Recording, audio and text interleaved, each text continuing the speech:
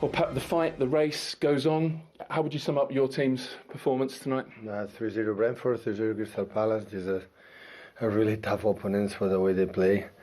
Yeah, really pleased. Try to be alive until next game is Bournemouth, and now focus in the final. Really satisfying for you to make that many changes and still see the performance level of the team sort of that high? Because we won, right?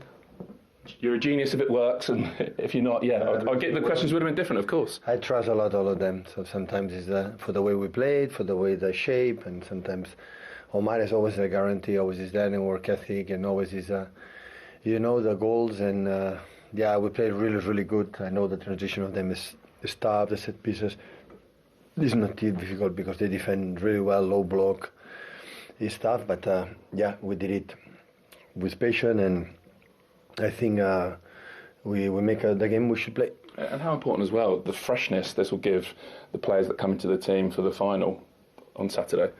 Especially Kowa and Ryan. Jeremy was not ready, I think so, for the second half. It's not easy because 5 in the back, and Munoz was so close, Klein was so close, it's not easy to make the actions. But Ryan came really good, and Matteo especially was extraordinary. Ready for the final. A few players give you a headache for the final, tough decisions to make with the quality of their performances tonight. Yeah. Phil Foden, for example, good to see him hit that level again. This type of games you can prepare and whether you have to move, whether you have to that, but at the end you break for the quality. So it's simple. So we can talk about the managers, this and that, but after Phil in smaller spaces making recoverable pass and finish for Antoine, and both decide the game. And the same, the chipping, the control for the second goal, and the finishing. So otherwise, the talent don't appear in the final third, so it's impossible. Did you feel after half an hour that the team just needed a spark that Phil and Antoine gave them? I wondered in that first half an hour whether the way that West Ham Arsenal game had finished had just kind of knocked the stuffing out of everyone a little bit.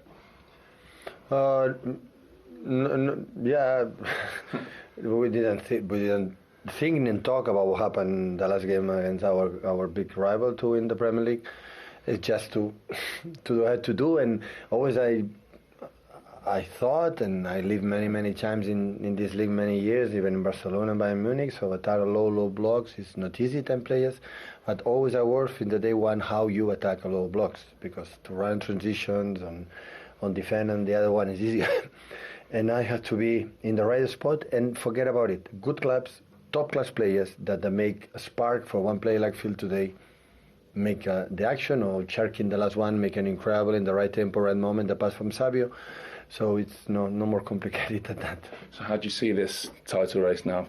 10 days to go. Do you still see it? I mean, what's the plan from here on in? You just kind of have to keep them as honest as possible, keep the pressure on to the final day and see if something can happen? No, of course I will not bring this option until the last game. Unfortunately, it's not in our hands. For many reasons.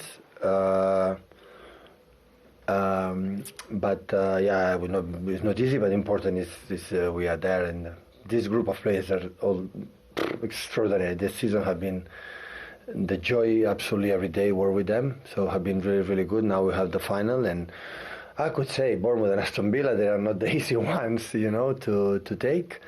But look, Bournemouth is playing for European competitions, the big ones, and is playing extraordinary. I don't know the last game they lost, but now we have take a break, and I think deserve all the attention and the credit. The FA Cup final and the last 2 years for many reasons that we didn't win. Do you want to go into them?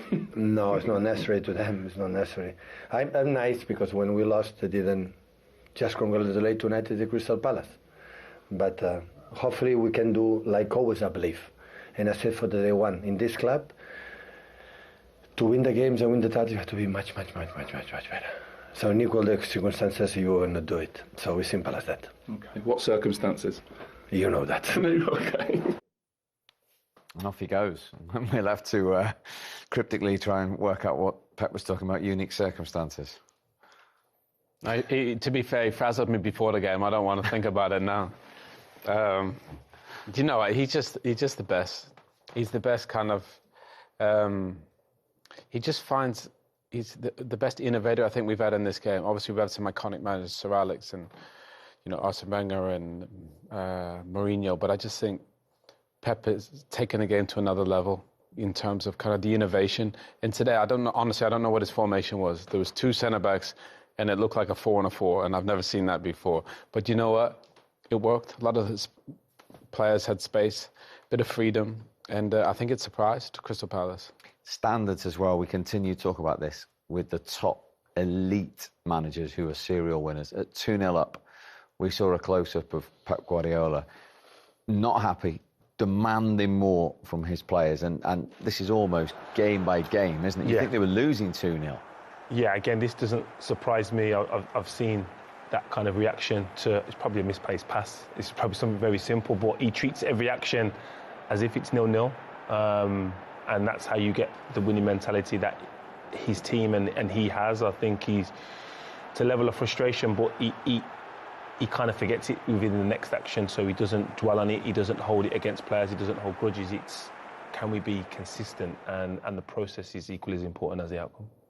Driving standards continuously. That's why you're better off sitting in this chair and not getting stressed out on the side there with that. But do you know what? I think that was about 80th minute, and it was 2-0 up. Yeah. I think they were level on goals, weren't they, with Arsenal at that point? And I think he was thinking, I need 2 or 3 more. Do you know, we need a couple more in case something happens with Arsenal, they draw. Could it be on goal difference? So I think it was that. It was that there was a ball that went out wide. It was a bit lazy. Sir Alex was like that. If the way to pass wasn't right, he used to come in and go mad. And I think for Pep in that moment, that pass, it was like, come on, guys, we got 10 minutes. We could get a couple more goals. And that could be, Johnny, we know that could be the difference in a title race. And again, you're right, Steve. It looks intense, but that's the standards you set, and I think he has created that. That's why he's won 16 trophies at Man City, and it might be 17 on the weekend, but standards he set has just been incredible. See Jolien up nicely for that. He knows what it's like to win a title on goal difference, didn't he? Yeah. Been trying to do my best. Yeah. You were sort of, what's the word, salviating over Bernardo Silva as well tonight, weren't you, in that deeper role and some of his touches. Do you know what? I think Pirlo was the one that said to Carlo Ancelotti at AC Milan, he said, let me play a little bit deeper. Let me play in that little pocket. And Bernardo played in there on his own. Honestly, he just ran the game completely. I mean, we talk about like sports and football and athletics is like speed and pace and power. Bernardo's probably 5'7", 70 kilos. And he made the game look so easy in there. He obviously runs everywhere. He's only 31 years old, but he is one of my favourite players to watch in the last 10 years. So consistent, Joe. And that's the thing but he's transformed his position, his role in the team, and I think that goes unnoticed. The fact that he hasn't always played as a centre midfielder. He's played as a right winger. He's played sometimes up front. Then he went into like the number 10 role, and now he's a number 6. And he's played number 8, so... And he's as good at all the positions? Yeah, he's affected the game in all them roles, and the willingness and the selflessness you have to adapt your game when the game is only about stats, and his stats are probably not as impressive on paper as other players in the league. But if you asked any player in the league, the toughest opponent, and who would they want in their team, he'd be right up there. And it says a lot. I think Pep, he had that captain by committee, didn't he? Before in this season, he said, Bernardo's. I think that's the first. I made that mistake last season. Yeah, I think it's the first time he's chose who he wants to lead the group, and that shows something about his character and the fact that the players respect him because not only is he a top performer, but he's ever present, and that is a unique ability in itself. Yeah, and obviously that last game against Aston Villa, they hope obviously there's something on it, will be his last at the Etihad for Manchester City. Yeah, him and John Stones, two exceptional performers for Man City. Was it 9 years at the club for Bernardo? So, again, I don't remember. Early in the season, he kind of looked a little bit leggy, but apart from that, I don't remember a period of time when you're questioning his ability, you're questioning whether he can play at the level. And then as the season gone on, he's developed into probably arguably the most important player. He'll get some send-off. I mean, they've had a few over the years. De Bruyne recently, David Silva, company, but Guerrero. But over that period of time, but he'll get some send-off, Bernardo Silva. When you speak to City fans, he's so popular. Honestly, he's just one of the nicest football players I think you could ever... He's the nicest human being. That's what I mean. I don't think you could make somebody as humble, as talented to play 7 positions equally, not make it about him ever. No stats. It's, you know, he's the ultimate teammate. And he's only 31, Steve. He's going to go somewhere and play a huge part, whether that's Barcelona, Real Madrid or Benfica, whatever it is. He's going to go to a massive team and a club is going to get somebody really special. You think Luka Modric is 40 and still playing? Bernardo's game was never on speed. Mm-hmm. He'll play similarities in terms of the durability there for longevity. I think Real Madrid needs somebody to control the game in the middle of the park. Obviously they lost, you know, Casemiro, Kroos and Modric. He's only 31. I think they need somebody to, you know, and also with professionalism. You look at the chaos that surrounds that club. You need somebody with standards, Julian. And I think Bernardo walks in and has respect from everyone. You can pass on the ball at any point. And he's just a super player. What a servant he's been to the Premier League and Man City. So City lose him, and as you alluded to, John Stones as well, who arrived in Pep's first transfer window. Not just on the field, but off the field. They're losing a lot of leadership there, aren't they? And a lot of strong character. Yeah, in that dressing room. Definitely. I think it's probably going to be slightly easier to lose John Stones because of the personnel they have in reserve. They've got Nathan Ake might be leaving, but they've got Mark Gay, Ruben Diaz, Guardiola, Kushinov. But again, his presence and probably more his quality, he's unique as a centre half. We've seen, especially his performance in the Champions League final, I think. What a reception he got when he came on tonight. And he should do. And hopefully there's opportunity to give him more game time before the end of the season. I know Pep isn't just about sentiment in regards to just playing players for the sake of it, but hopefully there's an opportunity for him to get more game time. Again, for him, for World Cup, but I genuinely believe he's underappreciated now, but when he retires, we'll appreciate how good of a centre-half he is. Probably one of the most naturally gifted centre-backs we've ever produced. Played every single second in the last 4 major tournaments for his country. Hasn't missed a second, the heartbeat. No. Do you know what? And I think when you think back to when he kind of came in at City, and he was playing with all that risk and making a lot of mistakes, and everybody was like, "You don't have to show how great a player you are. Just simplify his game." And then he did. He went for that space where, he just simplified his game, stopped making mistakes, and then he was allowed to show his ability. And for me, what summed up John Stones was his performance in the Champions League final against Inter.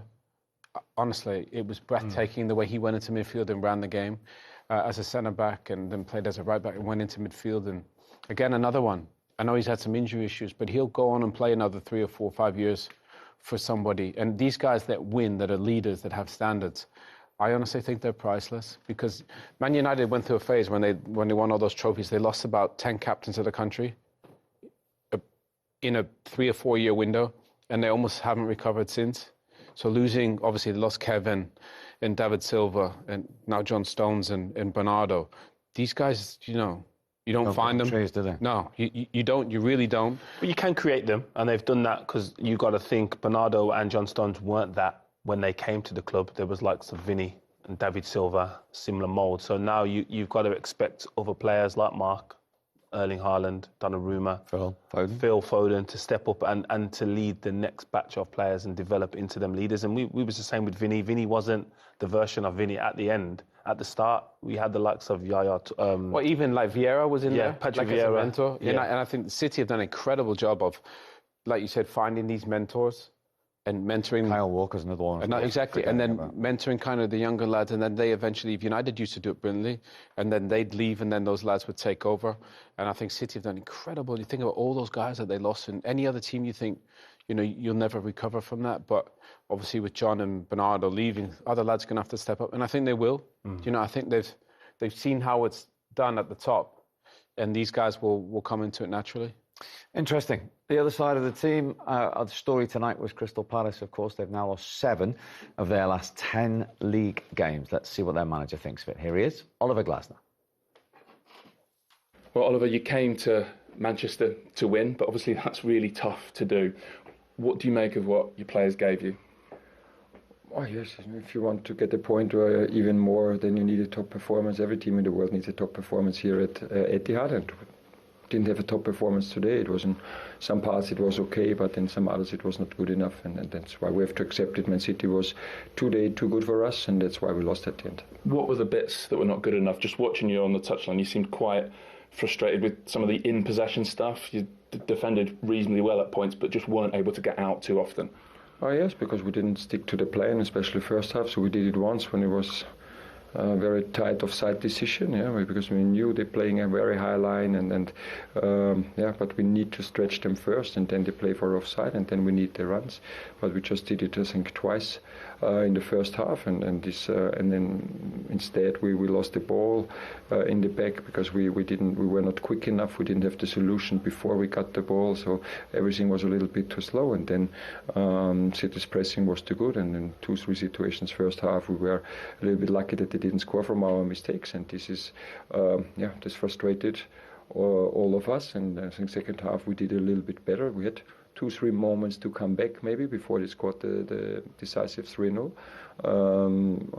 but we couldn't take advantage of their mistakes, and that's why at the end, if you're not clinical in your situations, and if you make too many mistakes in the back, you have no chance against City. It was really important to you, speaking to you beforehand, that the intensity remained high, that the standards remained high with that final you have obviously in a couple of weeks. Were you satisfied that the players gave you that? Well, yes, we tried. So everybody tried, but it's not so easy against a team like City, against players like City. And just see the first goal, it's just unpredictable. That Phil Foden passes with the back into space, and we were a little bit late here, and then we were surprised, and then a clinical finish, and then you are 1-0 down. And again today, for me it feels players tried everything. We're just 2 days between the last game and today, and then so we were not in the shape today to get the point. And to be honest, City deserved the win. Yeah. In terms of freshness and fitness and no injuries, was it at least a good night from that perspective? No damage done. Well, yes, we could manage the minutes how we wanted to manage it, and again, it's now in 4 days is the next game. We will do the same, but on the other side, it's important also to learn from today's game. To stick more to the plan, to be more prepared and focused what we want to do, and this is what we will do on Sunday against Brentford. Thank you. Thanks. Yeah, he has 2 more Premier League games left in charge of Crystal Palace and the Conference League final. I mean, he arrived just over 2 years ago. Palace were in 15th. Since then, he's delivered the first major honour, of course, that FA Cup win, the Community Shield.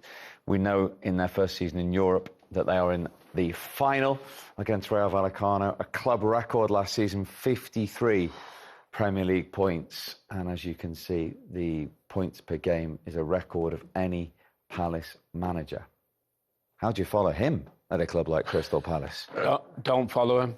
That's what I mean, that is going to be a big job. There's a lot of talk it could be Iraola, which would be, I think, would be a massive coup. We should point out that in that period, he has had to sell Elise, Eze and Guehi. Incredible. Honestly, I couldn't... What he's done there in that short space of time is literally... It's like fantasy. I don't think anybody could have dreamed they could have won the FA Cup against Man City, and they'll probably win the Conference League. To be fair, everywhere the guy goes, he wins. He won with Frankfurt as well in the Europa League. He's a winner. He plays a very unique style of football. He's an exceptional coach. Did you hear him break down that game? Mm-hmm. Detail, minute detail. It was actually remarkable.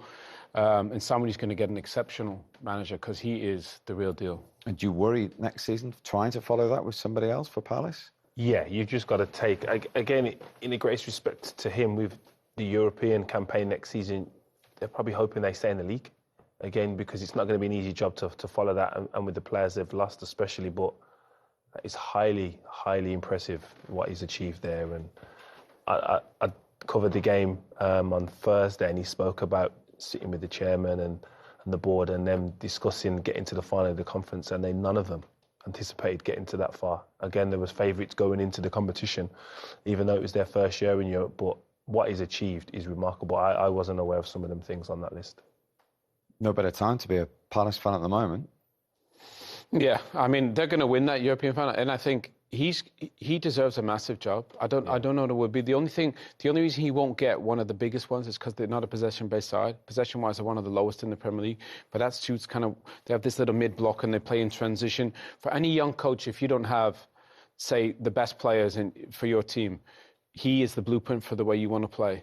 You know, in terms of defend the box really well, force people out wide, and then you play in transition, play vertically very quick. It is so effective, and the guy is, he's been a breath of fresh air to the Premier League. And he will still play a pivotal role should City win at Bournemouth, because they play Arsenal in his last Premier League game in charge. Are you confident that we'll have a last day of the season where City and Arsenal are still in it? Yeah, because obviously that means City beating Bournemouth. I'm confident that it doesn't guarantee anything, me being confident. But in regards to the last game of the season, from a Palace point of view, it doesn't serve them well going into that game with a heavy defeat. So even if you just come out of the game with a draw, that is a positive, because you want to go into the game in the final, especially with the maximum amount of confidence, with a realistic level of confidence, and getting a draw against Arsenal will be huge. It would for Man City anyway, if they can beat Bournemouth. Well, could you imagine if he gets a result kind of towards the end, Glasner, and then obviously winning the Conference League, like, his stock's even higher. So, you know, I think the incentive is there for him